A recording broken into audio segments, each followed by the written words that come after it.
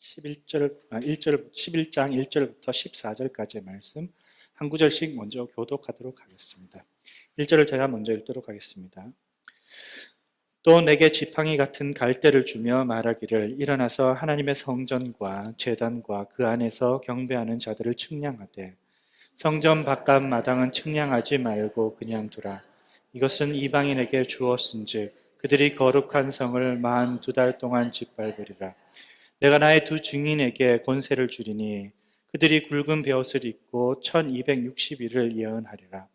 그들은 이 땅의 주 앞에 서 있는 두 감람나무와 두 촛대니 만일 누구든지 그들을 해하고자 하면 그들의 입에서 불이 나와서 그들의 원수를 삼켜버릴 것이요 누구든지 그들을 해하고자 하면 반드시 그와 같이 죽임을 당하리라. 그들이 권능을 가지고 하늘을 닫아 그 예언을 하는 동안 비가 오지 못하게 하고 또 권능을 가지고 물을 피로 변하게 하고 아무 때든지 원하는 대로 여러 가지 재앙으로 땅을 치리로다. 그들이 그 증언을 마칠 때 무적행으로부터 올라오는 짐승이 그들과 더불어 전쟁을 일으켜 그들을 이기고 그들을 죽일 터인즉 그들의 시체가 큰 성 길에 있으리니 그 성은 영적으로 하면 소돔이라고도 하고 애굽이라고도 하니 곧 그들의 주께서 십자가에 못 박히신 곳이라. 백성들과 족속과 방언과 나라 중에서 사람들이 그 시체를 사흘 반 동안 보며 무덤에 장사하지 못하게 하리로다. 이 두 선지자가 땅에 사는 자들을 괴롭게 함으로 땅에 사는 자들이 그들의 죽음을 즐거워하고 기뻐하여 서로 예물을 보내리라 하더라. 3일 반 후에 하나님께로부터 생기가 그들 속에 들어가매 그들이 발로 일었으니 구경하는 자들이 크게 두려워하더라. 하늘로부터 큰 음성이 있어 이리로 올라오라 함을 그들이 듣고 구름을 타고 하늘로 올라가니 그들의 원수들도 구경하더라. 그때 큰 지진이 나서 성 10분의 1이 무너지고 지진에 죽은 사람이 7천이라. 그 남은 자들이 두려워하여 영광을 하늘의 하나님께 돌리더라. 둘째 화는 지나갔으나 보라 셋째 화가 속히 이르는도다. 아멘.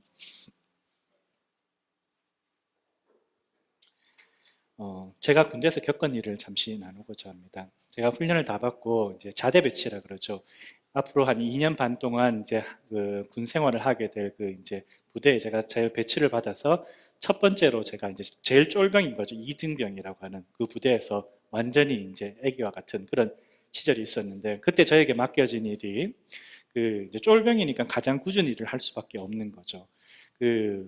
부대 정문에 이제 초병을 쓰는 일이죠. 초병을 이제 쓰는데 남들이 아무도 하지 않으려고 하는 시간, 저희 38 근무라고 불러요. 새벽 3시부터 8시까지 이제 정문을 지키는 그런 일을 제가 이제 거의 한 6, 7개월 동안 하게 되었습니다.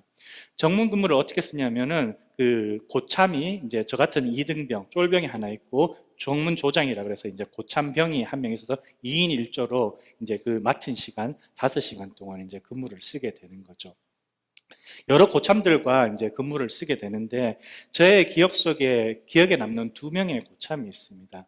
그 첫 번째 고참은 아주 인상적인 고참이었어요. 왜냐하면 고참인데도 불구하고 아주 열심히 해요. 새벽 3시면 그야말로 이제 새벽 3시에 근무를 나가려면 보통 고참들 한 2시 반에 저 같은 쫄병들은 거의 2시나 1시 반에 일어나는 거예요. 보통 10시 저희는 헌병대니까 잠자는 시간 좀 마음대로라서 고참들 10시에 자면 저는 빨래도 빨고 구두도 닦고 다림질도 하고 이러면 거의 12시, 1시에 잠을 자요. 그러니까 1시 한 30분, 1시간 자고 일어나서 근무를 다시 나가는 건 거죠. 그래서 이제 고참병이랑 같이 나가는데 이 고참도 거의 한 2시 돼서 고참인데도 일어나가지고 아주 복장을 깔끔하게 차려입고 모든 준비를 다 해가지고 이제 근무지에 가게 되는 거예요. 가자마자 아니나 다를까 주변에 정리 싹 다 하고 책상도 닦고 정문에 있는 여러 가지 그런 치울 것도 치우고 아주 열심히 새벽 3시부터 이제 근무를 쓰게 되는 거죠. 그래서 새벽 3시 아주 어두울 때죠. 3시, 4시, 한 5시까지 열심히 쓰는 거예요. 근데 사람인지라 피곤하죠. 새벽 3시에 가장 잠이 달게 될 때 일어나서 근무를 서야 되니까 잠이 다시 오는 거예요. 그래서 한 새벽 한 3시, 한 4시 반, 5시 반에 그 열심은 다 사라지고 이제 자기 초소 안에 들어가서 날로 있는데 꾸벅꾸벅 졸게 되는 거예요. 그러다가 참 그 열심은 다 가버리고 아주 중요한 시간이 보통 5시 반, 6시, 한 5시 반에서 6시 반이에요. 왜냐하면 그때 다른 간부들은 안 오는데 우리 부대에서 가장 중요한 사람, 부대장이죠. 원스타, 그러니까 별이 하나인 사람. 뭐 군대에서 별 하나라 그러면 그야말로 그 부대 안에서는 그야말로 최고의 그런 사람인데 그분이 꼭 5시 반에서 6시 반에 출근을 하는 건 거죠. 그러면 저희 헌병들에게 가장 중요한 임무는 뭐냐면 그 하루 통틀어 가지고 그 부대장을 잘 이제 받아줘서 격려하고 또 퇴근할 때 잘 격려해서 내보내는 일이 실질적으로 저에게 가장 중요한 일인가요? 그분한테 잘못 보이면 그날은 완전 끝장이 나는 거고 뭐 군장 사서 뭐 얼차려 받는 게 일순 거죠.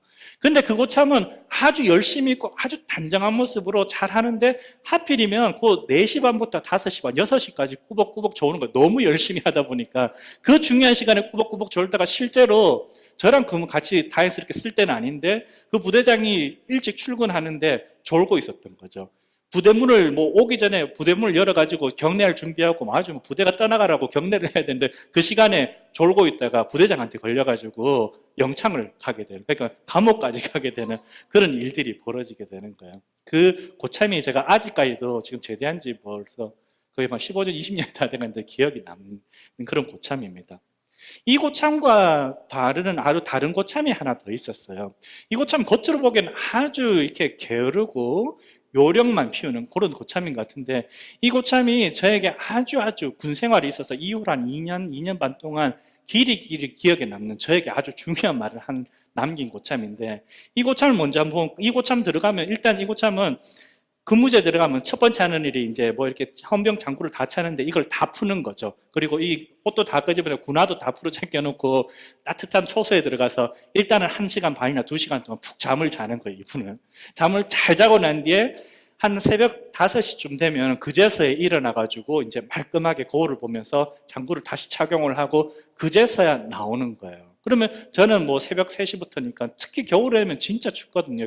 제가 근무했던 곳이 대구인데 대구도 내륙 지방인데도 분지가 돼서 너무너무 추운 거예요. 그러면 2시간 발발발 뜨는데 그래가지고 이제 다른 고참이면 그 5시, 4시 반부터 한 6시까지가 진짜 최대로 힘들 때인데 그때 이 고참은 저를 불러가지고 너 초소 안에 들어가서 좀 쉬라고 이제 몸 좀 녹이라고 그러는 건 거죠. 그럼 저는 너무너무 좋은 거예요. 들어가면 이 고참이 뭘 하냐면 그때부터 빗자루 들고 정문 쓸고 아무도 안 봐요. 진짜로 새벽 한 4시 반, 5시부터는 제일 깜깜할 때잖아요. 해 뜨기 전에, 그죠? 그리고 누구도 지나가잖아요. 하물며 당직사관이라고 하는데 그 부대 간부들이 이제 순찰을 하는 거예요. 새벽에 아주 취약한 시간에. 그래서 무슨 일이 없는지 구타 사고나 아니면 외부에서 침투하는 사람들이 없는지 근무자들이 올바르게 근무 쓰고 있는지 그런 것들을 체크하는 당직사관인데 그 당직사관도 그 시간에는 잠을 자고 안 도는 그런 시간이죠. 그런데 꼭 그 시간만 되면 이 고참은 일어나가지고 마치 뭐 세상에 전쟁이라고 한 것처럼 완전 완벽하게 갖추고 부대 정문 쓸고 다 닦고 이렇게 준비를 딱 하는 건 거죠. 그래서 딱 그 1시간 반 동안 4시 반, 한 5시부터 한 6시 반까지 완전히 칼처럼 근무를 쓰는 건 거죠. 그러면 항상 그렇게 근무를 하니까 이분은 다른 거는 몰라도 부대장한테는 항상 잘 보이고 항상 거기는 올바른 그런 부대, 그야말로 모범적인 사병이 돼서 표창도 타고 그래서 휴가도 나가고 이런 일들이 벌어지게 되는 거죠. 그래서 제가 봐도 이게 좀 요령도 있고 좀 얄밉기도 한데 그분이 저한테 딱 남긴 거예요. 저한테 뭐라고 그냥 제대하면서 그러는 거예요. 야, 너도 나를 본받아서 가장 어두울 때, 뭐 사람들이 보든 안 보든 가장 어두울 때, 가장 추울 때 그때 밖에 나와서 준비하라고 이야기하는 거예요. 왜냐하면 그 가장 어두울 때가 왔다라는 거는 가장 네가 추운 때 있다라고 하는 거는 바로 그때가 모든 것이 시작됐다라는 거죠. 그 어두움이 가장 짙어졌을 때 바로 동이 틀 때고 그 추위가 극에 달할 때 그때 바로 해가 뜨기 전이라는 거예요. 그러니까 그것이 힘든 시간이고 어려운 시간이 아니라 너한테는 그것이 시작되는 시간이니까 그때부터 준비하고 다른 때는 좀 릴렉스하고 요령 피워도 된다는 거예요. 하지만 그때를 놓치면 너는 군생활 힘들 거라고 끝장나니까 조심하라고 이야기하는데 그 말이 맞는 거죠. 그리고 그 다음부터 저도 뭐 전문 근무를 오래 하지는 않지만 저도 그 시간만 되면 1시간 반 동안 5시간 동안 안 하는 거죠. 좀 기회주의자 같지만 그때 근무를 잘 쓰고 저도 아주 모범적인 사병으로 다른 사람이 뭐라고 이야기를 하든 관계없이 모험적인 군 생활을 이렇게 하게 되었던 기억이 납니다. 제가 이 두 고참을 보면서 오래오래 기억에 남는데 이 두 번째 고참의 이야기가 참 기억에 많이 남아요. 왜냐하면 요령을 잘 피워서 그런 게 아니라 기회를 잘 포착해서 그런 게 아니라 제 기억 속에는 이 사람은 좀 지혜가 있는 것 같아요. 때를 좀 읽을 줄 아는 것 같아요. 시간이 우리가 다 똑같이 다가오는 것 같지만 이 고참은 지금 이 주변 상황을 보고 자기가 맞이하고 있는 때가 어떤 때고 그때에 어떻게 행동해야 될지 정확하게 알고 있는 사람이라는 거죠. 다른 사람은 가장 어두울 때, 가장 추울 때 몸을 움츠려들고 따뜻한 곳에서 밝은 곳에 가서 자기의 그 어떤 자기의 안락함을 취하려고 하는데 이 사람은 오히려 반대로 가는 거죠. 그때는 자기가 안락하게 쉬어야 될 때가 아니라 숨어야 될 때가 아니라 오히려 밖에 나가서 일해야 될 때고 그 어둠을 뚫고 밝아오는 새벽을 맞이해야 될 때라는 것을 아는 그 때에 따라서 올바른 때의 지혜를 가지고 살아가는 사람이라는 생각이 저는 이렇게 아직까지 기억에 남는 것 같습니다. 우리가 신앙생활을 하다 보면 이런 때가 참 중요한 것 같아요. 때를 아는 것이 참 중요한 것 같아요. 저도 그런 그 때가 있었고 열심히 있었지만 신앙생활을 우리가 처음 하게 될 때 우리가 예수님을 다시 만나게 되거나 저도 모태신앙에서 자라긴 했지만 중간에 아주 오랜 기간 떨어져 살다가 다시 그 신앙을 되찾고 진짜 인격적으로 하나님을 만나고 예수님의 그 은혜 가운데서 뜨거웠던 적이 있었어요. 너무너무 뜨거웠던 적이 있었죠. 근데 문제는 뭐냐면 그 열심이 그 뜨거움이 오래 가지 않는다라는 거죠. 근데 문제는 뭐냐, 그게 오래 가든 오래 가지 않는 게 중요한 게 아니라 중요한 거는 내가 어떤 때 열심을 내야 될 때가 있어요. 진짜 힘을 내야 될 때가 있는 거죠. 그런데 신앙생활 하는데 정작 대부분을 보면 저의 경험도 그렇고 많은 분들이 얘기 들어보면 정작 힘을 내야 될 때 가장 절망스럽고 힘들고 시험이 진짜로 끊임없이 밀려드는 그 순간에는 속절없이 넘어지는 거예요. 오히려 내가 진짜 상태 좋을 때 있잖아요. 그때는 조금 쉬어도 되는데 그때는 오히려 막 온갖 열심을 다 내가지고 막 밀어붙이다가 진짜 중요한 순간에 딱 오게 되면 형편없이 넘어지는 때가 있는 거죠. 그분의 신앙이 약하지가 않아요. 우리의 신앙들이, 우리의 경험들이 우리가 나누고 있는 하나님과의 관계가 약하지 않고 진실이 아닌데도 불구하고 우리가 우리 신앙의 때를 잘 맞추지 못함으로 인하여 가지고 우리는 겪지 않아도 될 그런 고통과 아픔과 시험을 당하게 될 때가 참 많이 있다는 거죠. 우리가 그럴 때를 생각해보면 우리가 우리 신앙의 때를 바르게 읽을 줄 알고 그 신앙의 때에 따라 가지고 바르게 살아가는 것, 그 때를 잘 포착한다는 게 아니라 때를 잘 이해하는 것은 우리 신앙에 있어서 아주 중요한 문제라는 것을 우리가 알 수가 있다는 것입니다. 이런 때를 바라보면서 우리가 성경을 한번 이렇게 쭉 살펴보면, 그리고 특별히 오늘 요한계시록의 말씀 11장의 말씀을 보면 이 때가 얼마나 중요한 것인지, 때를 바르게 이해하는 것이 신앙에 얼마나 중요한 것인지를 너무나도 잘 이야기를 하고 있는 것 같습니다. 오늘 본문의 말씀을 우리가 먼저 이해하기 위해서는, 혹은 우리가 요한계시록 책 전체를 이해하기 위해서 우리에게 아주 중요한 한 가지 원칙이라 그럴까요? 짚고 넘어가야 될 어떤 하나의 포인트가 있습니다. 그것이 무엇이냐면 이 요한계시록이라고 하는 책은 우리 이 책을 이해하기 위해서는 이 책이 어떤 책인지를 기본적으로 알 필요가 있어요. 우리는 흔히 요한계시록을 예언서라고도 이야기를 하고 묵시록이라고도 이야기해요.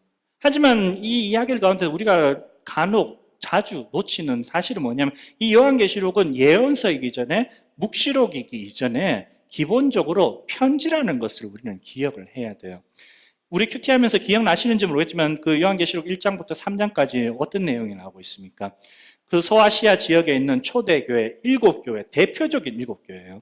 이 대표적인 7교회에 그 당하고 있는 여러 가지 이슈들에 대해 가지고 이 요한복음의 저자가 하나님의 말씀을 듣고 편지를 쓰죠. 편지의 내용이죠. 직접적인 편지의 내용이죠. 하지만 그 편지의 내용이 그 3장 끝에서 끝나지 않아요. 그 편지와 연결돼 가지고 지금 계시록 끝장까지 지금 전체가 사실은 서신서의 형태, 편지로 되어 있다라는 거죠. 마치 다니엘서 보면 비슷하죠. 다니엘서 보면 어느 부분까지는 제가 기억이 나지 않는데 앞부분은 다니엘의 생애를 이야기하고 뒤에는 다니엘의 어떤 환상을 이야기하죠. 두 가지 다른 이야기인 것 같지만 다니엘의 삶과 환상을 통해 가지고 다니엘서 전체가 이스라엘 백성들에게 하고자 하는 이야기가 있는 것처럼 이 다르게 보이는 두 장르지만 요한계시록도 편지와 뒤에 예언서처럼 보이지만 사실은 전체가 편지로서 우리에게 이야기하고자 하고 있는 게 있는 거예요.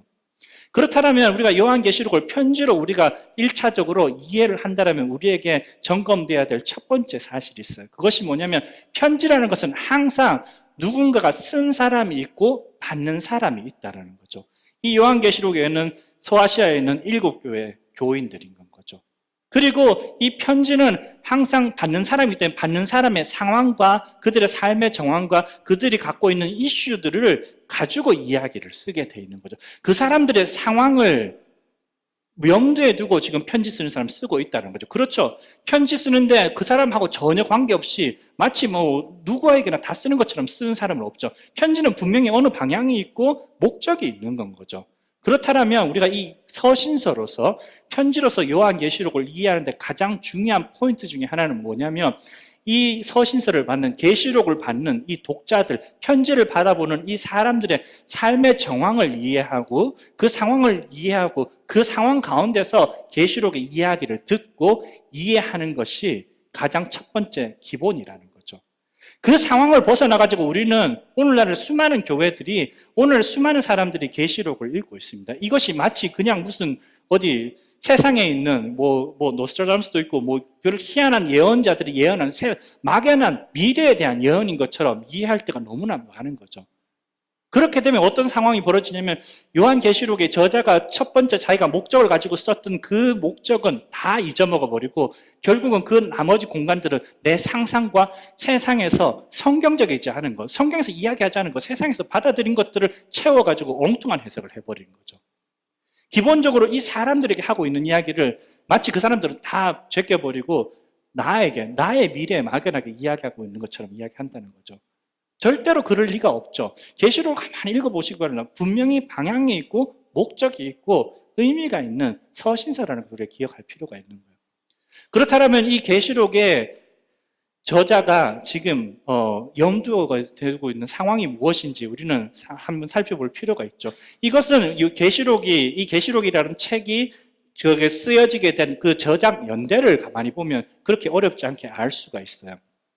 계시록은 신학자들이 되게 여러 가지 좀 의견이 분분하지만 가장 일찍 써진 데부터 가장 늦게 써진 데가 이렇게 잡아도 보통 가장 일찍 쓰여졌으리라고 가능성이 있는 것이 한 기원 후, 그러니까 예수님이 돌아가신 한 30년 뒤인 한 AD 한 64년에서 한 68년경으로 쓰여졌을 거다라고 이야기하는 게 가장 이렇게 이른 추측인 거죠. 그리고 가장 늦게 쓰여졌으리라고 주장하는 사람들은 언제냐면 한 86년, 기원 후 한 86년에서 한 98년 사이 정도 되는 거죠. 그러니까 1세기가 거의 마무리될 쯤에 그때 쓰여진 거죠. 무대는 어디냐면 우리가 잘 알고 있는 것처럼 예루살렘 지역뿐만 아니라 그 당시에 근동지방과 유럽의 대부분을 다스리고 있는 로마 제국인 거죠. 로마 제국에 있는 그리스도인들, 시간은 AD 한 65년, 64년부터 한 1세기 말년 98년 정도 사이에 있던 사람들에게 그들의 삶의 정황에서 쓰여진 이야기라는 거예요. 그래서 그렇다면 그 사람들이 어떤 일을 겪고 있었느냐? 책 보면 다 나와 있어요. 역사책 보면. 그 당시에 로마 황제는 64년이라면 네로 황제였어요. 네로 황제였고 86년, 90년 넘어가게 되면 도미시안 혹은 도미티안이라고 하는 황제가 다스리고 있었던 왕들이죠. 그 중간에 한 두세 왕들이 더 있긴 하지만 아주 인상적인 두 왕이 다스리고 있던 시기에 지금 요한계시록이 쓰여졌다는 거예요. 우리가 만약에 이 로마의 네로 황제나 도미시안이라고 하는 이 황제를 이 계시록의 어떤 백그라운드에 집어넣게 되면 우리에게 딱 떠오르는 한 가지 이야기가 있어요. 그것이 무엇이냐면 박해라는 거죠. 이 황제들은 기독교 역사에 있어서 가장 인상적인 그리스도인들에게 박해를 가했던 아주 대표적인 두 황제라고 이야기할 수 있는 거예요. 다시 이야기하면 이 요한계시록의 저자들은 이 당시에 이 제국으로부터 이 대제국 로마 제국, 오늘날 지금 미국의 권세보다도 더 큰 건 거죠. 세상에 그야말로 그 최고의 제국이라는 그 나라의 최고의 우두머리가 핍박하는 그 핍박을 받고 끊임없는 죽음과 고통과 고문 가운데 지금 살아가고 있는 상황이 이 계시록의 독자들의 상황이라는 것입니다. 왜 이런 상황이 왔을까요? 왜냐하면 이 제국을 떠받치고 있는 가장 중심된 어떤 영적인 힘이라 그럴까요? 어떤 정신적인 힘이 무엇이었냐면 이 제국의 가장 중요한 종교, 황제 숭배 사상이 그 당시에 너무나도 팽배해 있었기 때문에 생겨난 일인 거죠. 다른 말로 하면 로마 제국을 지금 황제가 다스려야 되는데 엄청나게 큰 나라인 건 거예요. 이 나라를 그냥 이 한 사람이 다스리기에는 무리가 있는 거죠. 그러니까 이 황제라고 하는 사람이 고안해낸 게 뭐냐면 고대 아폴로 신, 그 파괴의 신, 신들 중에 신이 있는데 그 신의 자기가 아들 혹은 그 신이 지금 인간으로 온 사람이 누구냐면 이 황제라고 이야기하는 거예요. 그러니까 그 신을 섬기는 것이 결국 황제를 섬기는 거고, 황제를 섬기고 이 신의 현신인 황제의 뜻에 따라서 살아가면 너희들이 잘 살게 될 것이고 너희들이 올바른 삶을 살게 될 것, 자유를 얻게 될 것이다 라고 이야기하는 거죠. 그러한 종교를 만들어내고 그러한 종교를 계속 강요하는 것을 가리켜서 우리는 황제 숭배 상상이라고 이야기하는 거죠. 오늘 우리가 여전히 알고 있는 말 팍스 로마나라는 말이 있죠. Peace of Rome이라는 뜻이겠죠. 로마의 평화라는 뜻이죠. 무슨 말이냐면 이 황제를 잘 섬기고 이 황제 숭배 사상을 잘 따르게 되면 그 섬기는 사람들에게 우리 교회에서 이야기하는 똑같은 게 복음이 전해지는 거죠. 황제의 복음. 황제가 즉위할 때 가스퍼리라고 이야기하는 그 황제가 즉위한 소식. 복음이 전해지고 그 황제의 즉위가 복음이고 구원이 얻어지고 풍요가 얻어지고 그는 영생의 삶, 영원한 것 같은 그런 풍요로운 삶을 살 수 있다고 가르치는 거죠. 그것이 제국의 종교, 제1의 종교인 거고 또 그렇기 때문에 그 왕을 로마의 황제를 다른 어떠한 왕도 아니라 로마의 황제를 세상의 왕, 나의 왕으로 섬기고 살아야 된다라고 이야기를 하고 있는 건가요. 아주 먼 이야기인 것 같지만 사실은 오늘날의 이야기랑 별로 다르지 않다는 것을 우리 여기서 눈치챌 필요가 있습니다. 왜냐하면 오늘날에는 뭐 왕도 없고 아무도 없지만 여전히 세상에는 그 팍스 로마나라고 이야기하는 이렇게 살면 우리 삶에 평안이 찾아오고 풍요가 찾아오고 우리 삶에 구원이 찾아올 거라고 이야기하는 주장하는 세상에 수많은 거짓 믿음들, 거짓 우상 종교들이 있죠. 우리가 돈을 많이 가지면 우리는 행복해질 거야. 풍요로워질 거야. 우리가 권력을 가지면 다른 사람들을 위해 군림하면 내가 좋은 위치, 높은 위치에 쓰면 내 삶은 행복해질 거야 라고 이야기하는 그런 이야기들이 많이 있죠. 또 그런 것들이 아니라 물론 오늘날에 황제는 없지만 인간은 없지만 물질이 사람들 머리 위에 올라서서 우상이 되고 살아가는 세상 가운데 있는 거죠. 사람만 등장인물만 바뀌었을 뿐이지 오늘날 세상에도 사실은 이 팍스 로마나를 외치고는 수많은 황제 숭배 사상이 있다는 것을 기억할 필요가 있는 거죠. 그런 것처럼 이 당시의 사람들도 그러한 거짓 종교, 거짓 믿음, 거짓 왕, 거짓 복음과 거짓 구원 안에 그 살기를 강요받고 있는 거죠. 제국의 대부분의 사람들은 그렇게 했어요. 그 당시에 로마 제국에는 물론 황제 숭배 사상이 아주 철저하게 지켜졌지만 그렇다고 다른 종교를 핍박하지 않았어요. 원래는. 그 당시에는 수많은 다른 유대교도 그렇고 또 초기에 그리스도교도 그렇고 혹은 뒤에 생겨나는 조로아스터교도 그렇고 수많은 종교들은 당시에 이 로마의 제국의 종교와 함께 잘 성장을 했어요. 하나의 조건만 지키면. 너희들이 너희 신을 섬기고 예배드려도 해도 다 좋은데 단 하나 로마의 황제를 진정한 왕으로 모시는 것. 로마의 황제 숭배 사상을 먼저 숭배하고 지키고 그 다음에 너희들을 종교를 지키면 전혀 문제가 되지 않는다는 거죠. 근데 다른 종교는 전혀 문제가 없었어요. 근데 그리스도인들에게는 너무나도 큰 문제였죠. 왜냐하면 그리스도인들에게 왕은 오직 한 분이시거든요. 그거는 인간도 아니고 세상에 어떤 황제와 권력 가지고 있는 사람도 아닌 그리스도 예수님, 하나님만이 유일한 왕이시고 하나님이시고 그분이 이 땅에 오신 예수님이 그들의 왕이라는 그 믿음을 가지고 있거든요. 그러니까 다른 건 다 포기할 수 있는데 그것만은 포기할 수 없고 로마 황제 숭배 사상은 다른 건 다 허용하는데 그것만은 안 되는 거죠. 거기에서 결정적으로 부딪히게 되고 그들의 신앙을 지키는 과정 가운데 끊임없는 탄압과 고문과 죽음들이 밀려들게 되는 거죠. 이 상황 가운데 있는 이 그리스도인들은 그야말로 절망적인 현실 가운데 있었습니다. 그들이 저항할 수도 없을 뿐더러 저항해서도 안 된다는 걸 그는 너무도 잘 알고 있는 거죠. 그냥 속절없이 잡히면 죽임을 당하고 끊임없이 도망다니다가 그렇게 살아가는 그런 삶을 사는 거죠. 이 가운데 이들에게는 이런 질문이 분명히 떠올랐을 것입니다. 이러한 현실 가운데 과연 그리스도인으로 산다는 것은 무엇이냐? 내가 이런 죽음의 상황 가운데 절망적인 상황 가운데 신앙이라는 것은 도대체 무슨 의미를 가지고 있을까? 하나님은 도대체 어디에 계시고 우리가 지금 도대체 어떤 역사 속에 내가 구원받았다는 거, 구원이라는 건 도대체 무슨 이야기인가? 분명히 묻을 수밖에 없게 되는 상황인 거죠. 이 질문은 단순하게 호기심이 아니라 그들의 삶이 그들의 목숨과 맞바꾼 질문이었을 것입니다. 그들이 분명히 그들의 신앙으로 목숨을 내어가면서까지도 이 신앙을 지키면서 이 질문을 할 수밖에 없다라는 거죠. 그 가운데 이러한 상황 가운데 하나님께서는 요한의 그 목소리와 요한을 통하여 삶을 통하여서 계시를 주고 있는 거죠.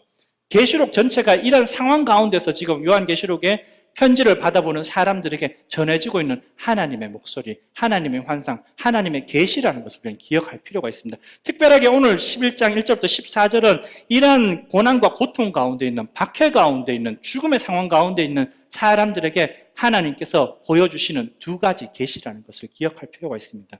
그 첫 번째 계시가 1절, 2절에 나와 있습니다. 측량하라라고 이야기를 하죠. 또 내가 지팡이 같은 갈대를 주며 말하기를 일어나서 하나님의 성전과 제단과 그 안에 경배하는 자들을 측량하되 라고 이야기하는 거죠. 측량하라는 거죠. 하나님의 성전을 측량하라라고 하는 거죠. 이게 과연 무슨 뜻일까요? 기본적으로 우리는 이것들의 성경적 의미 이전에 측량이라는 말의 사전적인 의미 혹은 사회적인 의미를 먼저 한번 살펴보면 이것이 뭐를 의미하는지 좀 알 수 있어요. 뭐냐면 3, 4주 전에 저희 성전 뒤에도 지금 이제 공사 시작했잖아요. 그죠? 여기 보면 그 화장실 공사 시작한다고 이제 벽돌도 쌓아 올리고 지금 그저께 보니까 이제 플러밍도 세워가지고 이렇게 제법 이제 조금씩 이렇게 진척이 되는 것 같아요.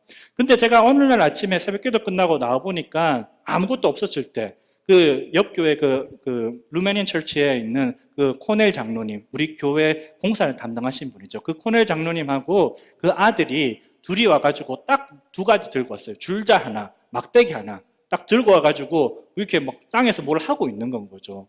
그래서 너네들 뭐 하냐고 제가 물어보니까 이제 너희들 이제 드디어 이 교회 건축, 너희들 성전을 다시 고치고 바꿔서 이제 건축하게 될 그 공사를 한다라는 거죠. 근데 삽도 없고 불도저도 없고 아무것도 없는 거예요. 그 사람들 손에 쥐어진 거는 막대기 하나 하고 줄자 하는 건 거죠. 너 근데 왜 아무것도 없냐고 그러니까 지금이 그분이 이야기하는 가장 중요한 순간이라는 거죠. 왜냐하면 이 공사를 하기 위해서는 우리가 원하는 건물, 가장 아름다운 건물을 세울 수 있는 그 땅을 먼저 측량을 해가지고 딱 재어놔서 그 위에 세워야 되니까 그것들을 잘못 측량하면 나중에 잘못 세웠다가는 나중에 인스펙션 나와가지고 완전 무너뜨리고 새로 지어야 된다는 거죠. 그러니까 이것들을 구획 정리를 잘 해가지고 지금 잘 측량해 놓는 것이 건축의 가장 시작이고 가장 중요한 순간이다라고 이야기를 하는 건 거죠. 이 이야기가 에스겔서 40장부터 48장에 나옵니다. 다른 말로 하면 오늘 요한계시록 11장 1절 2절에 나오는 측량의 이야기는 요한이 그냥 최초로 보고 하나님에게 그냥 최초로 보고 전한 말씀이 아니라 사실은 요한계시록의 저자가 하나님께 이 말씀을 들었을 때는 그 이전에 지금 에스겔서 특별하게 에스겔서 40장에서 48장에 나오는 이야기를 베이스로 해가지고 우리에게 전해주고 있는 이야기라는 것을 기억할 필요가 있는 거죠. 에스겔서 40장부터 48장 다소 좀 8장이나 되니까 긴 챕터인데 이 구절들을 보면 그 측량 그냥 천사가 하나님께서 에스겔 앞에서 천사에게 시켜가지고 지금 이스라엘에게 새롭게 쓰게 될 성전을 측량하라라고 이야기를 하고 그 천사가 분주하게 다니면서 각 방과 그 구역들을 측량하고 있는 장면을 보여주는 장면이에요. 8장 전체가. 근데 이 8장 전체가 의미하고 있는 것이 무엇이냐면 하나님께서 이스라엘의 예전에 있었던 성전이 무너진 상황. 다시 이야기하면 이스라엘 백성들의 죄악과 불순종으로 인해서 이방 민족들이 쳐들어와서 그 성전을 완전히 깡그리 다 부숴버리고 그 가운데 하나님의 역사가 이스라엘 백성들에 더 이상 나타나지 않을 때 그래서 고통과 환난 가운데 핍박 가운데 있는 그 이스라엘 백성들에게 하나님이 다시 찾아오셔서 이제 때가 되었으니까 너희들에게 다시 성전을 짓겠다. 혹은 이스라엘 백성들에게 성전은 무엇이냐면 하나님의 임재의 장소죠. 하나님의 임재의 장소가 이스라엘 백성들 가장 진중 중심에 쓰게 되고 그 하나님의 백성의 상징이 바로 이 성전인 거죠. 성전이 섰다라고 하는 말은 이스라엘 백성들이 온전한 하나님의 백성으로 거듭났고 하나님의 권능과 역사와 하나님의 보호하심 가운데 살아가는 백성이라는 것을 의미하는 거죠. 다시 이야기하면 이 성전의 회복은 이스라엘 전체 회복을 이야기하고 있고 유대인들에게는 구원 그 자체를 의미를 하고 있는 거예요. 그러니까 그 시작을 지금 에스겔에게 보여주고 있는 건, 자, 너희들 미래가 뭐냐면 이거야 라고 하는 거죠.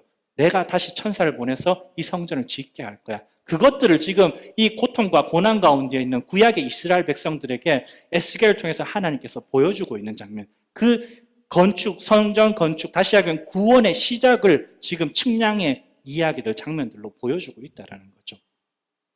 그것들이 기본적으로 요한이 지금 하나님의 보여주신 그림을 보면서 지금 이야기하고 있는 그림들이에요.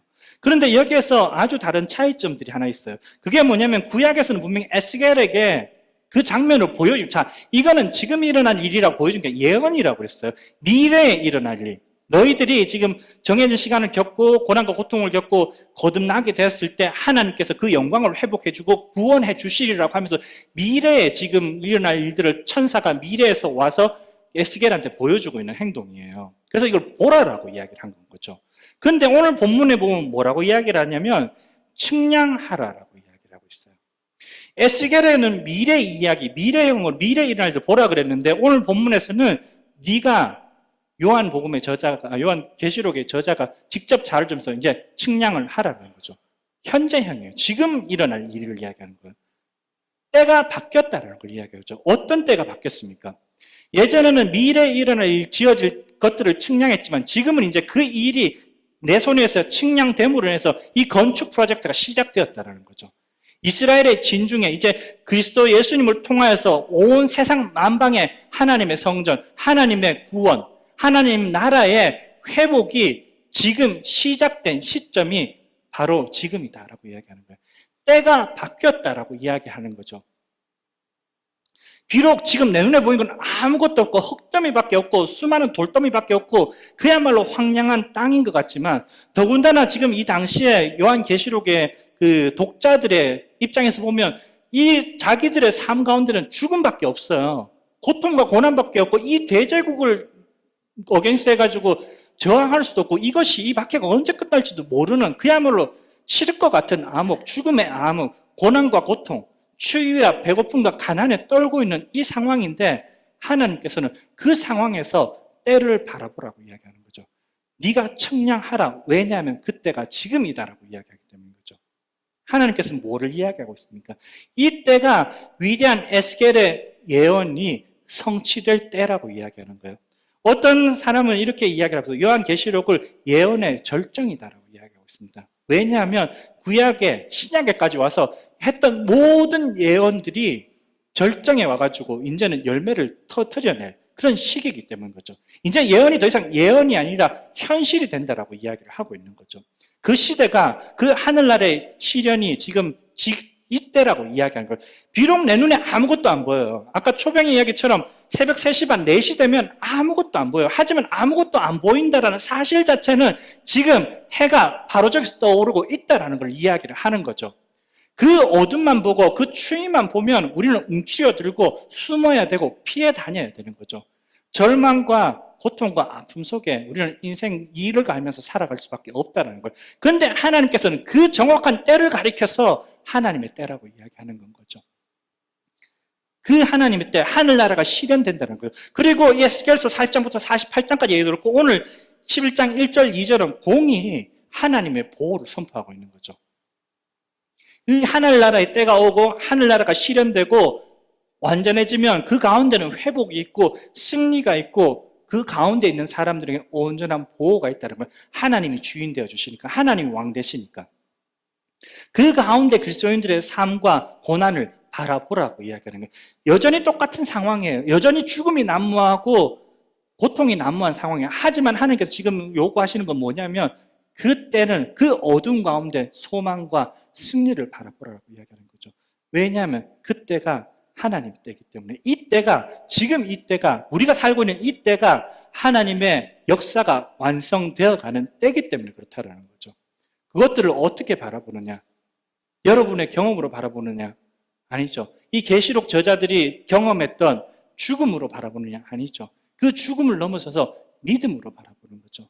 믿음만이 온전한 현실을 받아볼 수 있게 하는 건 거죠.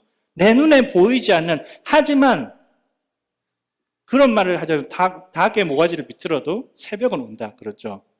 그 새벽을 어떻게 바라보겠냐는 거예요. 내가 어둠 가운데 있는데 오직 내가 그 새벽이 온다라는 것을 믿음으로, 그 믿음으로 거기에 나가 있을 때 떠오르는 해를 바라보는 거죠. 그렇지 않으면 철저하게 나라는 감옥에 갇혀서, 나는 내 안에 있는 어둠 속에 갇혀서 해가 떠올라도 나는 어둠 가운데, 죽음 가운데 살아갈 수밖에 없게 되어 있는 것이죠. 그렇기 때문에 이것은 단순하게 생각을 바꾸라는 것이 아니라 믿음으로 하나님의 때를 바라보고 믿고 그 가운데 살아가라라고 이야기하는 것입니다. 두 번째 계시를 3절에서 보여주고 계십니다. 3절에 하나님이 이야기를 하고 계시죠. 내가 나의 두 증인에게 권세를 주리니 그들이 굵은 베옷을 입고 1260일을 예언하리라 라고 했습니다. 하나님께서 그의 두 증인을 지금 눈앞에 보여주고 있는 거죠. 그리고 4절부터는 그 증인이 지금 펼쳐내고 있는 장면들을 자만히 보시면 요한 계시록의 저자의 목소리예요. 3절은 하나님의 목소리인데 4절부터는 그 바라본 장면들을 쭉 설명을 하고 있어요. 요한이 지금 바라보고 하고 있는 그 본 것들을 지금 독자들에게 이야기를 하는 거예요. 거기에서 두 증인을 지금 요한이 자기가 바라본 증인을 지금 자기가 가지고 있는 언어로 지금 막 표현하고자 하는 거예요. 근데 여기에서 이 계시에서 가장 중요한 것은 이 증인이 도대체 누구냐는 건 거죠. 요한이 4절부터 지금 계속 그 증인이 누군지에 대해 가지고 이야기를 하고 있어요. 첫 번째로는 요한이 뭐라고 이야기를 하냐면 이렇게 얘기하죠. 그들은 이 땅에 주 앞에 서 있는 두 감람나무와 두 촛대니라고 이야기를 하고 있습니다. 이 구절은 조금 말은 바뀌었지만 요한의 목소리가 아니에요. 이 구절은 구약에 특별하게 스가랴서라고 하는 예언서에 나와 있는 스가랴서 4장 14절의 이야기를 그냥 패러프레이즈, 말만 살짝 바꿔서 한 이야기예요. 하나님께서 말세 이 증인을 보내주셨는데 그 증인이 누구냐면 스가랴서에서 예언되어 있는 그 사람이라는 거예요. 스가랴서 4장 14절, 1절부터 14절까지의 이야기는 뭐냐면 선지자 스가랴를 통해서 하나님께서 그 성전을 회복하리라고 하는 예언을 담고 있는 책이에요. 그리고 그 성전의 회복을 어떻게 시작하냐면, 그 성전을 어떻게 재건하냐면 그 당시에 정치적으로는 왕이 아니었죠. 왜냐하면 이스라엘 백성들이 나라를 잃고 포로가 되어 살았습니다. 하지만 그 다윗의 혈통에서부터 내려온 그 왕통의 그 사람들에게는 여전히 왕이고 정치적인 왕이 아니지만 그 스룹바벨이라고 하는 그 왕이 있었죠. 리더인 건 거죠. 정치적으로. 그러니까 그 리더를 통해서 내가 이 성전을 세우리라고 이야기를 하고, 또 그와 동시에 4장 전에 3장 스가랴서 3장에 보면 요수아, 그 당시에 대제사장, 이스라엘 백성들의 대제사장이 요수아 이야기를 하고 있어요. 그래서 이 금촛대와 이 두 감람나무는 스룹바벨과 그 요수아, 하나님 앞에 서 있는 두 촛대라고 이야기를 하고 있어요. 근데 이 하나님께서 이야기하시는 장면을 우리가 잘 봐야 돼요. 이 두 증인은 뭐냐면 하나님 앞에 서 있는, 다시 이야기하면 하나님 앞에서 불을 밝히고 있는 두 촛대고, 감람나무는 뭐죠? 감람나무 올리브 나무죠. 감람나무에서 나오고 있는 기름으로 촛대 불을 밝히는 거예요. 혹은 14절에 보면 이 올리브 나무, 이 감람나무가 이 감람나무의 기름으로 그러니까 기름 부음 받은 자라고 이야기해요. 스룹바벨과 여호수아. 다시 이야기하면 이 두 사람은 하나님의 명을 가지고 하나님의 그 임재를 하나님 앞에서 밝히는 존재인 거죠. 등불, 촛불이라는 거예요. 그래서 하나님 앞에서 불을 밝히면 세상 사람들이 이 사람들을 통하여서 하나님을 알 수가 있는 거죠. 하나님을 증거하는 사람들인 거죠. 그런 의미에서 증인이라고 이야기하는 거예요. 다시 이야기하면 이 스룹바벨과 여호수아와 같은 증인이 바로 이 증인, 하나님의 증인이다라고 이야기를 하고 있는 거죠. 하나님 앞에 증인이라는 건 거죠. 나아가서 이 이야기는 후대의 이야기면 이스라엘 사람들은 하나님 앞에 부름받은 이스라엘 나라 전체를 의미를 하고 있어요. 왜냐하면 이스라엘이 결국 부름받은 것은 하나님의 영광을 만방 사람들에게 알리고 하나님의 축복과 구원을 알려서 모든 사람들을 하나님에게 초대해서 하나님의 구원 가운데 이렇게 함께 살아가게끔 하기 위한 도구이기 때문에 역시 이스라엘 나라 전체도 하늘나라의 어떤 하나님의 증인이다라고 이야기를 하는 거죠. 근데 이 두 감람나무와 두 촛대 이야기를 들으면 이게 역사적으로 스룹바벨과 여호수아는 그들이 상징하고 있는 이스라엘을 이야기하겠구나라고 이해할 수 있는데 6절에 보면 또 다른 이야기를 하고 있어요. 6절에 보면 이렇게 이야기를 하죠. 중간입니다. 그 예언을 하는 날 동안 비가 오지 못하게 하고 또 권능을 가지고 물을 피로 변하게 한다라고 이야기하죠. 이 두 증인들이 지금 권세를 가지고 지금 증언을 하는데 어떻게 하냐면 그러니까 하늘을 문을 닫아서 비를 오지 않게 한다라는 거죠. 3년 반 동안.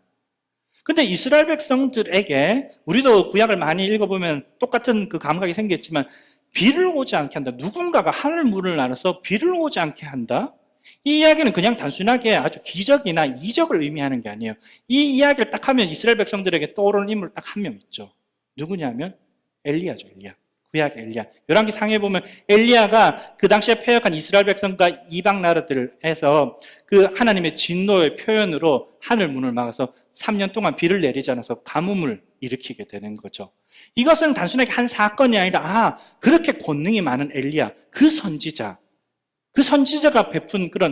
베푼이 아니고 일으킨 그런 권세와 기적을 의미하는 거죠. 딱 비이야기하면 엘리야를 벌써 떠오르게 돼 있는 거죠. 다시 이야기하면 요한이 지금 그 증인을 보고 지금 우리에게 이야기하는 것은 단순하게 스룹바벨과 여호수아일 뿐만 아니라 엘리야와 같은 선지자다라고 이야기하는, 혹은 엘리야다라고 이야기하는 거죠.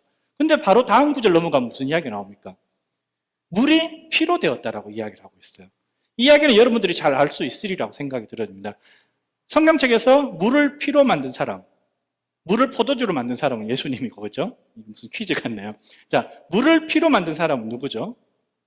모세, 그죠? 모세. 출애굽기 7장에 보면 모세가 세상의 가짜 왕인 애굽 왕, 그죠? 그 가짜 왕에게 포로로 잡힌 이스라엘 백성들을 하나님의 명을 받고 구원하기 위해서 하나님의 권능을 보여준 첫 번째 기적이 뭐냐면 그 이집트의 젖줄, 이집트의 그 부의 상징이자 그 근본이라고 할 수 있는 나일강의 물을 완전 피로 만들어버린 건 거죠. 그걸 통해서 하나님의 권능을 보여준 건 거죠. 하나님을 증거한 건 거죠. 그것들을 지금 다시 이야기하면 이 한편으로는 요한은 지금 이 주 증인이 모세라고 이야기를 하는 거예요. 그리고 이제는 7장 8절 가면 이야기가 더 걷잡을 수 없이 확장되죠. 7장 8절, 7절 8절 보면 그들을 죽일 터인즉 조금 지나가면 그들의 시체가 큰 길 성길에 있으리니 이야기를 하고 있습니다. 이 증인들이 이제 죽음을 당하게 되는데 그 죽음을 당하는 장면들을 가만히 한번 살펴보면 이 장면들이 그렇게 멀리 있는 장면이 아니에요. 그들이 죽음을 당하는 장소가 어디냐면 큰 성 길이라고 그랬어요. 여기서 큰 성은 어렵지 않게 우리가 예상할 수 있어요. 예루살렘을 의미하고 있어요. 구약에서 큰 성, 이걸 이야기할 때는 항상 예루살렘을 거의 가리키고 있어요. 그 큰 예루살렘 길에서 이 두 증인이 죽었고 거기에 시체가 묻히지도 못하고 치욕을 받았다라고 이야기하는 거죠. 이 이야기는 유대교에 있어서 선지자들의 전형적인 죽음을 이야기를 하는 거예요. 그냥 단순하게 어떤 사람들이 어떻게 죽었다라고 이야기하는 거예요. 예수님도 누가복음에 이런 이야기를 하셨죠. 선지자들이 예루살렘 밖에서 죽는 법이 없느니라라고 이야기를 하셨죠. 이 이야기는 예수님이 하신 이야기가 아니라 그 당시에 이스라엘 백성들, 유대교에서 일반적으로 선지자들의 마지막, 순교자들의 마지막은 이럴 거야. 올바르게 된 선지자라면 이럴 거야 라고 생각하는 걸 아주 일반적인 생각들, 사상들을 지금 표현을 하고 있는 거죠. 이 이야기를 지금 요한이 끄집고 그대로 지금 이 장면을 표현하고 있는 거예요. 다시 이야기하면 여기에 두 증인이라고 하는 것은 앞에 나오는 스룹바벨과 여호와처럼 하나님 앞에서 등불을 밝혀서 하나님을 증거하는 사람들, 그리고 그뿐만 아니라 엘리야와 모세처럼 역시나 하나님의 권능과 하나님의 심판을 세상에 증거해서 하나님을 증거하는 사람들, 그리고 그뿐만 아니라 그들을 따르고 있는 선지자적인 뭐라 그럴까요? 그런 길들을 걸어가고 있는 모든 선지자들을 이야기하는 거예요. 좀 더 확장하면 하나님을 하나님으로 고백하고 하나님을 이 척박한 세상 가운데, 이 죄악이 가득한 세상 가운데 하나님을 증거하고 있는 모든 선지자들을 가리켜서 그러니까 숫자가 둘이 아니라 두 증인, 구약 요독에서는 증인이라고 할 때 두 증인이 있을 때 그 증거가 합당하다는 뜻이죠. 완벽한 증거를 가리키고 있는 거죠. 그 증언하는 모든 사람들을 지금 가리키고 선지자적인 증언을 하는 사람들. 자, 그런데 여기에서 그 선지자들의 이야기를 이 계시록의 독자들이 들어보면 그것들이 그냥 나하고 관계없는 멀리 있는 선지자들이 아니라는 걸 그제서야 깨닫게 되는 거예요. 왜냐하면 지금 그들의 삶의 상황을 보면 이 저작거리, 예루살렘뿐만 아니라 로마 제국 전역에 걸쳐서 지금 끊임없이 그리스도인들이 죽어나가고 치욕적인 죽음을 당하는 그 장면이 뭐냐면 자기들의 모습이에요. 선지자들의 모습이라지만 선지자들과 함께 그들도 하나님을 증거하고 하나님의 향한 신앙을 굽히지 않기 때문에 선지자들과 똑같이 죽음을 당하고 있는 그 장면, 자기 눈앞에 펼쳐지는 장면이 이 두 증인의 장면과 딱 겹치게 되는 거죠. 그렇게 하면서 요한이 이야기를 하고 있는 거죠. 선지자들뿐만 아니라 너희들도 그 의로운 죽음을 당하고 있는 하나님의 선지자들이다라고 이야기를 하고 있는, 이 하나님의 선지자로서 하나님의 신앙을 고백하는 교회들, 그 수많은 그리스도인들이 그들과 함께 있는 교회, 그 동참하고 있는 그런 선지자와 같은 교회라고 이야기를 하고 있는 것이죠. 더 나아가서 여기에서부터 아주 중요한 이야기를 시작하고 있습니다. 8절부터 이 이야기를 쭉 하면 결국은 너희들도 함께 이 두 증인된 삶을 살고 있어 라고 이야기하고, 8절에 뭐라고 이야기를 하냐면 8절 마지막에 보시기 바랍니다. 이렇게 이야기를 해서 곧 그들이 죽었는데 그곳이 어디냐면 소돔이라고 애굽이라고도 하니, 결국은 로마 제국 전체를 가리켜서 타락한 로마 제국을 이야기하고, 곧 그들의 주께서 십자가에 못 박히신 그곳이라. 그들이 죽음을 당한 곳이 바로 예수님께서 죽음을 당하신 바로 그 장소입니다. 지리적인 이야기를 하고 있는 게 아니라 같은 죽음이라는 거죠. 11절에 보면 뭐라고 또 이야기하냐면 3일 반 후에 하나님께로부터 생기가 그들 속에 들어가며 그들이 두 발로 일어섰더라. 뭐를 이야기하고 있죠? 부활을 이야기하고 있죠. 근데 부활을 이야기하고 있는 이 표현 방법은 구약 어디 가도 거의 찾아볼 수 없어요. 에스겔서에서 마른 뼈들이 하나님 생기를 붓고 일어나는 장면을 빼고 나면 이 계시록의 모든 독자는 딱 생각하면 바로 30년 전에 돌아가셨던 예수님으로부터 바라봤던 그 부활을 지금 생각하게 되어 있는 거죠. 12절에 그 부활만 하는 게 아니라 그 두 증인들이 어떻게 되냐면 구름을 타고 이제 들려서 하늘로 올라간다는 거죠. 이 장면 봤는데 어디서? 누가복음 마지막 또 사도행전 첫 번부에 계속 나오죠. 예수님께서 부활 승천하실 때 구름 속에 들려서 하늘로 올라가셨다는 장면이 나오게 되죠. 13절에 그 남은 자들이 두려워하여 영광을 하늘에 하나님께로 돌리더라. 예수님께서 속절없이 어처구니 없이 유대교인들에게 로마 병사들에게 처형을 해서 돌아가셨는데 이 두 증인처럼 그 뒤에 어떻게 됐냐면 오히려 그의 부활을 바라보고 부활 승천하시는 것 보고 수많은 사람들이 하나님의 권능을 깨닫고 예수님의 그 승천하시는 것들을 보고 하나님께로 되돌아갔다는 장면이 사도행전에 계속 터져 나오고 있는 거죠. 똑같은 이야기를 하고 있는 거죠. 무슨 이야기를 하고 있습니까? 지금 이 두 증인, 구약의 선지자들뿐만 아니라 지금 계시록의 핍박과 고난을 함께 받고 있는 이 고백하고 증거, 하나님의 증인과 증거가 되고 있는 이 교인들은 단순하게 구약의 선지자적인 삶을 살 뿐만 아니라 이제 예수님의 삶 가운데서 예수님의 삶의 패턴을 그대로 보여주고 있는 거죠. 그 가운데 이 계시록의 백성들의 삶을 집어넣고 지금 이야기를 하는 거예요. 그래놓고 너희들의 삶은 이미 예수님의 삶 가운데서 죽음만 예수님의 죽음을 당한 게 아니라 예수님의 부활과 예수님의 승천과 그로 인해서 만방 백성들이 너희들의 죽음과 부활을 바라보고 하늘나라를 증거받고 하늘나라 백성으로 회개하는 역사가 일어나고 있는 그때가 바로 지금 너희들의 삶이자 이때다라고 지금 고백하고 있는 거죠. 증거하고 있는 거죠. 이 불의한 세상 가운데 하늘나라를 증거하고 죽음과 부활과 승리를 통하여서 이 계시록의 백성들은, 이 교회들은 벌써 예수님 안에 동참하고 있다는 거예요. 예수님 안에 동참하고 있다는 것은 그들의 현재적인 죽음과 고난과 환난 가운데 예수님의 죽음에 동참하고 있기도 하지만 그 이야기는 정확하게 예수님과 하나 되어서 그분의 승리도 공유하게 될 것이고 그들의 예수님의 부활한 생명도 공유하게 될 것이고 예수님의 권세와 예수님의 모든 것을 함께 공유하게 될 것, 함께 이미 공유하고 있다는 것을 의미하는 거죠. 이 가운데 보호하심도 인도하심도 이 가운데 그들이 이미 보장된 영생의 삶도 다 있는 거죠. 그것이 지금 이 환난과 고통가 없는 계시록의 교회, 교인들의 올바른 때다라고 이야기합니다. 그렇기 때문에 그들이 비록 죽음을 당하기도 하고 고난과 고통 가운데 있지만 그 모든 것들은 그분의 승리 가운데서 그 죽음도 예수님 앞에 무릎 꿇고 예수님을 무덤에서 토해내었던 것처럼 그들을 붙잡고 있는 죽음도 고통과 고난도 결국은 예수님에게 그렇게 한 것처럼 결국은 이기지 못할 거라는, 그 죽음조차도 그들을 이기지 못할 거라고 이야기를 하고 있는 것이죠. 그것이 일어날 일이 아니라 그것이 당신들의 삶이다. 당신들의 삶입니다. 당신들이 바로 그 예수님 안에 있는 삶이다 라고 이야기를 하고 있는 거죠. 이것이 계시록이 쓰여져 있는 하나님께서 요한을 통해서 요한의 목소리를 통해서 이 계시록의 교회들 고백하고 있는 교회, 하나님을 주라고 고백하고 있는 교회, 하나님만 섬기는 교회, 세상 어떠한 것도 죽음 앞에서도 무릎 꿇지 않는 사람들에게 보여주고 있는 온전한 진실이자 진리인 거죠. 내 육신의 눈으로는 바라볼 수 없는 오직 믿음으로 말씀으로 바라볼 수 있는 진리와 진실이라고 이야기하는 거죠. 그것이 이 계시록이 전해져 있는 편지로 쓰여져 있는 목적이라는 것입니다. 현재의 고난과 핍박은 실패와 죽음을 의미하지 않는다는 거죠. 내 눈은, 내 마음은, 내 두려움은 모든 것들은 그렇게 이야기하고 있어. 죽으면 끝이야. 너 모든 것 잃었어. 뭐를 더 붙들고 있을래? 라고 이야기하지만 그것은 저 다가오는 여명의 종소리, 알림밖에 되지 않는다고 하나님께서 이야기하는 거죠.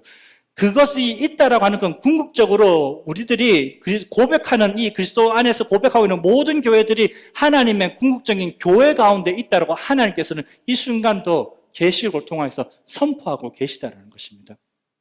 이 이야기는 두려움과 절망 가운데 있는 사람들이 더 이상 두려움과 절망이 아니라 하나님의 주권 안에서 소망을 가지기를 요구하고 있는 것이에요. 위로를 받으라라고 이야기하는 거죠. 그리고 동시에 이 두려움과 절망 가운데 무릎 꿇었던 수많은 사람들에게 혼란 가운데 타협하고 있는 그리스도인들에게 다시 한번 요구하고 있는 거죠. 누가 진정한 하나님인지, 누가 진정한 세상의 왕인지, 주권자인지 밝히고 돌아오라라고 이야기하고 있는 경고도 포함되어 있다는 것입니다. 동일한 목소리도 이제 현재를 살아가는 우리 모든 그리스도인들에게 하나님께서는 요구하고 계십니다. 어떤 요구를 하고 계십니까? 우리 현재의 환난과 고통과 절망들에 대해서 하나님께서 우리에게 계시록의 목소리를 담고 명령하고 계십니다. 시각을 전환하라는 거죠. 그때를 다르게 보라는 거예요. 우리가 어둠 가운데, 고통 가운데, 아픔 가운데 있다라고 하는 것은 더 이상 그것이 절망도 죽음도 슬픔도 아니라 온전한 소망 가운데 있음을 정확하게 증명하고 있는 그때라는 것을 바라보라는 거죠. 그리고 끝이 아니라 시작으로 그 시작점을 준비하라는 거죠. 이제 풀어져 있던 우리 자신을 이제 이 고난과 고통 가운데 온전히 일으켜 세워서 믿음으로 앞으로 나아가야 되는 거죠. 그래야지 나에게 비춰지는 햇살을, 하나님의 찬란한 영광을 내가 받을 수 있고 그 빛을 다시 사람들에게 비칠 수가 있게 되는 거죠. 현재 환난과 죽음이 결코 끝이 아니라는 것, 진정한 승리로 향해 가는 하나님의 역사의 일부라는 것을 이해하고 인정하고 믿고 살아가라고는 아주 준엄한 하나님의 요구가 이 계시록 가운데 있다는 것을 기억하시길 바랍니다. 흔히들 이렇게도 이야기하는 것 같아요. 그런데 사실은 내가 지금 당하고 있는 이 상황은 어렵고 고통스럽고 힘들겠는데 가만히 생각해보니 이건 사실은 의로운 고난이 아니고 내가 실수해서 일으킨 거야. 혹은 내가 굳이 그리스도인으로 살지 않았는데 상황이 이래요. 내가 이런 집에 태어났고 내가 이런 상황 속에 있고 어쩔 수 없이 상황이 이러다 보니까 내가 고통스러운 상황 가운데 있어요. 근데 사실 이게 굳이 의로운 건 아니야. 이렇게 이야기할 수 있어요. 그렇죠? 사실은 많은 상황들이 그렇죠. 그럼에도 불구하고 우리는 한 가지 기억해야 되거든요. 그거는 아무 이야기, 그것들이 그래서 우리 자신을 무너뜨리지 않는다는 거예요. 우리가 비록 의롭지 않은 상황에서 고통과 고난을 받는다 그래도 그렇다면 우리는 그 순간부터 그 고통을 의로운 고통으로 바꿔가면 되는 거죠. 그 상황을 의로운 환난으로 바꿔가면 되는 거예요. 어떻게? 상황은 그대로 있어요. 하지만 내가 바뀌면 되는 거죠. 내가 그 상황 가운데서 그 시각을, 이 고난을 의로운 고난으로 받아들이면 하나님을 온전히 증거하고 하나님이 명령하시는 대로, 하나님이 보여주신 대로, 하나님 나에게 주신 대로 맞서서 그 상황에서 다르게 살면 되는 거죠. 그러면 하지만 그 고통은 대개 줄어들지 않겠죠. 하지만 그 고통은 이제 더 이상 속절없는 나의 미숙함의 고통이 아니라 의로운 고통이 될 거고, 그렇다면 그 삶, 바뀌어진 삶 자체는 의미하고 있는 것이 뭐죠? 여명이 더 오를 거라는 거죠. 내가 바뀌면 비록 내 실수가 있다 하더라도 내 모자람 혹은 내 운명, 내 상황 탓을 한다라도 관계없다라는 거죠. 우리가 하나님 앞에 온전한 증인으로서 삶을 살면 그때부터 역사는 바뀌어져 간다라는 것입니다. 하나님께서 우리에게 특별히 요구하시는 두 가지가 있습니다. 어떻게 이 의의 고난을 받을 것인가? 어떻게 현재의 고난을 의로운 고난으로 바라볼 것인가? 아주 프랙티컬한 두 가지 방법이 오늘 본문의 말씀에서 동일하게 이야기를 하고 있습니다. 첫 번째는 측량하라라고 했습니다. 하나님께서 요한에게 분명히 측량하라라고 이야기했습니다. 다가올 현실에 맞도록 측량하라라고 하는 거죠. 그 측량이 우리 밖에 있는 우리가 알 수 없는 곳에 성전에 세워질 것을 찾아가서 측량하는 게 아니에요. 이 측량하라는 말은 우리 마음속에 우리 삶 속에 적용되는 말이라는 걸 기억하시기 바랍니다. 우리 삶에 이 황무지 같은 내 삶 가운데 이 땅 가운데 하나님의 성전이 세워질 만한 합당한 땅이 뭔지 우리 자신을 먼저 측량을 해야 되는 건 거죠. 그리고 그것들이 측량이 되면 그 가운데 하나님께서 이제 성전이 쓰고 있는 순간이라고 하니까 거기에 세우실 거라는 거예요. 우리 삶 가운데 어떤 부분이 하나님의 성전에 합당한 그라운드고 어떠한 곳이 버려질 곳인지 생각을 하고 버려질 곳을 얼른 빨리 하나님의 성전에 합당한 땅으로 우리 삶을 만들어가는 것, 그것들을 위해서 점검하고 측량하고 이거는 하나님의 땅이에요, 이것은 성전이 지어질 땅이에요 라고 우리가 선포하고 살아가는 것, 아닌 부분들을 하나님의 땅으로 계속 영입하는 것, 그것들이 우리가 해야 될 일이라는 걸 기억하시기 바랍니다. 하나님께서 분명히 모든 그리스도인들에게 측량하라라고 이야기했죠. 그때만 알리는 게 아니라는 걸 기억하시기 바랍니다. 온전한 성전의 삶을 살 수 있도록 구획 정리를 하시기 바랍니다. 두 번째로 이것들을 어떻게 하느냐라고 묻는다면 두 번째는 증인되라라고 하나님께서 우리에게 이야기하고 계십니다. 성전으로서의 삶을 살아라는 거죠. 어떻게 성전으로서 사는 삶이냐? 증인되는 거예요. 증인되는 건 뭡니까? 하나님을 증거하는 거예요. 나를 증거하는 게 아니고 1차적으로 나를 위해서 나만 바라보고 살아가는 게 하나님을 바라보고 다른 사람들에게 이야기하는 건 거죠. 하나님을 증거하는 건 거예요. 내 삶의 포커스가 나한테 맞춰질 때 그때부터 어둠이 들어온다는 사실을 기억하시기 바랍니다. 성경 창세기 1장 1절부터 하고 있는 이야기예요. 인간이 하나님을 떠나서 자기 삶의 목적과 자기 삶의 시각과 자기 삶의 모든 자원이 자기 안에 시작될 때부터 그때부터 죄의 역사가 시작되고 죄의 역사와 함께 인간의 한계가 시작되었다는 걸 기억하시기 바랍니다. 그것들로부터 우리가 어떻게 구원받느냐, 회복하느냐, 어떻게 다시 온전한 존재로 거듭나느냐, 다시 하나님을 바라보는 거예요. 다시 하나님을 바라보고 증거하는 삶을 살아가는 건 거죠. 내가 중심된 삶이 아니라 나의 삶이 아니라 하나님의 영광을 드러내는 성전으로서의 삶을 살아가는 거예요. 하나님의 영광을 어떻게 드러내시겠습니까? 하나님하고 저하고 떨어져서 아니죠. 마치 해와 달하고 똑같은 건 거죠. 해가 있으면 햇빛을 바라보고 햇빛에 빛을 비춰서 달이 빛나는 건 거예요. 하나님을 우리 삶을 통해서 증거하는 거죠. 하나님의 의로우심을 우리 삶을 통해서 어떻게 증거할까요? 내가 하나님의 의로움을 보여주는 건 거죠. 내가 하나님의 선하심을 어떻게 알게 할 수 있을까요? 내가 하나님의 선하심을 내 삶을 통해서 보여주는 거죠. 실천하는 거죠. 하나님이 사랑임을 어떻게 세상 사람들이 알 수 있겠습니까? 누군가의 삶을 통해서, 나의 증인된 삶을 통해서밖에 알 수 없다는 것을 기억하시기 바랍니다. 이 증인된 삶은 더 이상 말과 행동으로 증명되지 않는 삶이라는 것 또한 함께 기억하시기 바랍니다. 세상에 너무나도 많은 거짓 말과 거짓 행동이 넘쳐나고 있음을 우리는 기억해야 됩니다. 더 이상 한두 마디의 말과 한두 마디의 행동으로 하나님이 증거될 수 없는 세상 속에 살고 있어요. 오늘날 한국 기독교가 왜 그렇게 욕을 얻어먹고 있습니까? 한국 기독교뿐만입니까? 미국 기독교가 똑같아요. 근래에 들어서 미국에 있는 수많은 진짜 내노라는 목회자들과 진짜 하나님의 그 부름받은 사람의 사람을 판판이 넘어지고 있어요. 그 사람들이 단에서 진짜 하나님의 권능으로 말씀을 증거하고 그들의 삶 가운데, 그들의 사역 가운데서 엄청난 일을 해가지만 그 모든 것들과 관계없이 그들의 삶이 완전히 무너져서 하나님을 증거하는 게 아니라 하나님을 고발하는 삶을 살아버리게 되는 거죠. 왜 그렇습니까? 그들의 행동이 모자라서 그렇습니까? 그들의 설교와 그들의 말씀이 모자라서 그렇습니까? 진실이 아니라서 그렇습니까? 아니죠. 그 말과 그 행동에도 불구하고 그들의 삶이 진실하지 않기 때문에. 왜 그렇습니까? 왜냐하면 그 가운데 진심이 없는 건 거죠.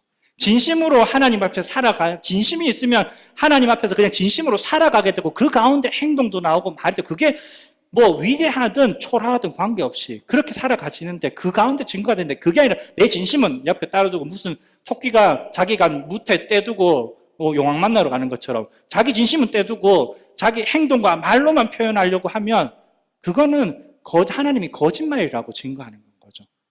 하나님이 위선자라고 증거하는 거죠. 그것이 아니라 내가 말하지 않더라도 행동하지 않더라도 하나님을 향하는 진심이 있고 하나님의 받은 은혜에 대한 진심이 있고 그것들이 설사 눈에 보이지 않는 열정이다 하더라도 전혀 드러나지 않는 행동들이라 하더라도 내가 하나님에게 온전히 향하고 있다면 그리고 그 삶이 그저 넘쳐나오고 있다면 그것 자체로 하나님의 증거가 되는 삶이 될 것입니다. 진심으로 살아가야 될 것입니다. 진정함으로 살아가야 된다는 거죠. 내 고백으로 삶을 살아가고 하나님을 향한 삶을 살아갈 때 비로소 그때 하나님이 내 삶 가운데 증거될 것입니다. 이렇게 하나님의 계시 가운데 있는 하나님의 요구를 바라보며 하나님을 보고 살아가는 삶을 가리켜서 우리는 오늘 말씀에 증거된 것처럼 이 두 증인의 마지막 부활하는 삶일 거고 온전한 하늘나라 가운데로 들림을 받는 삶을 살게 될 것입니다. 그 삶이 저 멀리 미래에 있는 것이 아니라 이 땅에서부터 시작되었고 이 땅에서 이루어져서 저 하늘까지 이루어질 거라는 걸 기억하시기 바랍니다. 미래에 있는 일이 아니라는 거예요. 이 계시는 미래에 나와 관계없는 시간에 대한 계시가 아니라 지금 이 순간 여러분들의 삶과 저의 삶 가운데 이루어질 계시라는 걸 기억하시기 바랍니다. 그 계시는 죽음조차도 꺾을 수 없는 그리스도 예수님과 함께하는 삶이라는 걸 기억하시기 바랍니다. 죽음조차 꺾을 수 없기 때문에 내 삶 속에서 끊임없이 밀려드는 고난과 아픔과 고통과 수많은 것들이 이제 이 계시 가운데서 극복되어져 가는 삶일 것입니다.